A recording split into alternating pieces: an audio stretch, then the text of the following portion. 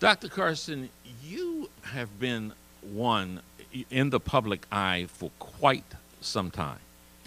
And you have not been at all bashful, like some folks are, about, to some extent, wearing your religion on your sleeve. You give credence to a higher power for assisting, helping, guiding you in making all of the decisions that you make. And I'm going to ask you and each of my guests this morning about this, especially with the idea of Dr. Browder coming on and talking about ancient Egypt history and that sort of thing.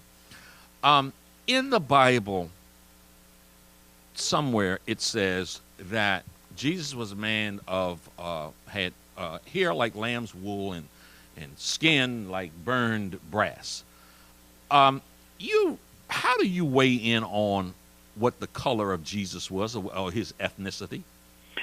Well, I'll tell you how I weigh in. I was asked by an NPR reporter, Dr. Carson, why don't you speak about race very often? And I said it's because I'm a neurosurgeon.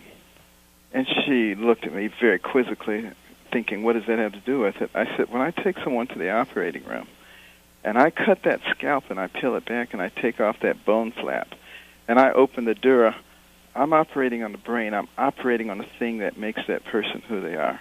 The cover doesn't make them who they are. It's the brain that makes them who they are. And that's the way I kind of look at it all. If we tend to be relatively superficial in our thinking, we tend to identify more with superficial things. And if we tend to be much deeper, then we look more at root